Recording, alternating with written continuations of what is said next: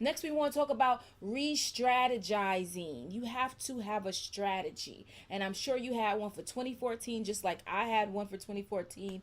And now it's time to re-strategize. And I have to say that when I told you earlier about I went to a New Year's Eve service and the topic was halftime, and he dealt with halftime as we think about it in terms of halftime of a game, whether it's football, basketball, or whatever. And during halftime, that's when you rest, right? Because you just had 2 quarters of whatever, and so you're resting, you're reviewing, and you have to re-strategize. You're thinking about everything that you did in the first quarter, and now it's time for the second quarter, and you need to get your breath, rest, get your breath, right?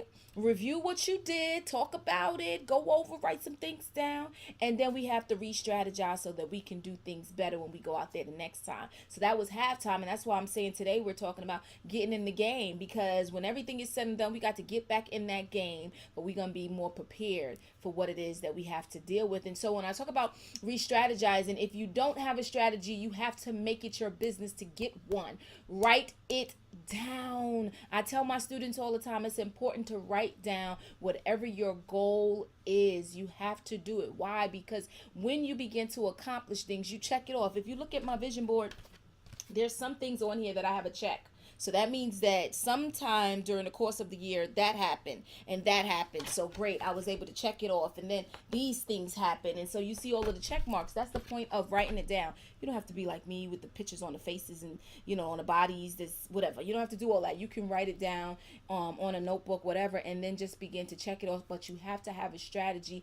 Gone are the days of just existing. We are not living haphazardly. Everything from this point forward, starting 2015, is intentional. Nothing is haphazard. There's some things that will just happen, but as far as anything concerning us, we are going to be intentional. We're not going to be haphazard. Strategy, having a strategy, it's having a plan of action or design to achieve a major plan. You have to have something in place because you're trying to achieve something. If your plan didn't work, well, we need to re-strategize, right? Re-strategize. There's nothing wrong with going back and revisiting something and doing it over. Sit down. Be quiet before the Lord. That's that whole rest. Shh. Be easy. Be quiet. You've been talking too much anyway. Busy all over the place, talking, wanting to find out from this person what you think about that. You trying to fix things. You running here, you running there. Shh. Just be quiet. Be quiet before the Lord, because it's strategy time.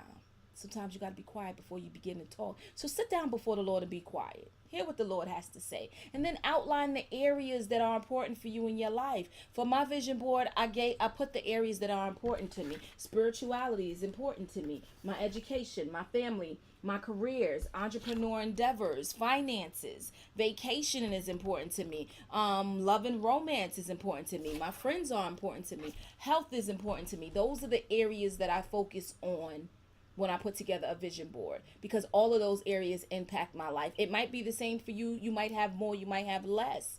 I went to a vision board party, and one of the young ladies, her vision was to have beautiful hair. So her entire board was filled with beautiful pictures of hair. That's a vision. I mean, what, you can't knock it. It is what it is.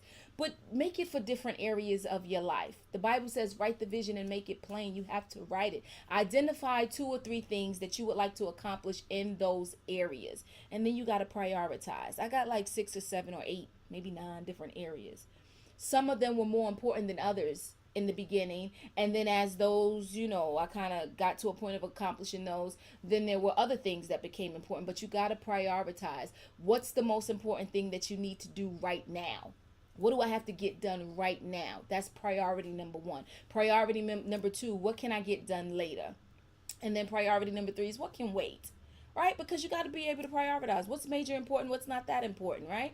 What's major important but not that important. Different things. And understand that as you re-strategize and the year goes on, it's okay to revisit your strategy. If it didn't work, revisit the strategy. There's a whole lot of things I got to go and revisit on my vision board and reassess and see, is that still important to me to try to make it happen for 2015. There are some things I will be able, that I will be putting back on for 2015, but we'll see what happens. And above all else, folks, Be honest with yourself. Be honest with God, because He already knows. You ain't fronting and hiding from Him. He already knows. But be honest with yourself. That means don't fake it. Don't fake it. Don't put up on your vision board that you want to graduate from college and you haven't even enrolled yet. Stop playing. Like, stop playing. That could be your 5-year goal, but that ain't what's being accomplished in 2015. Be real. Be true. Be honest to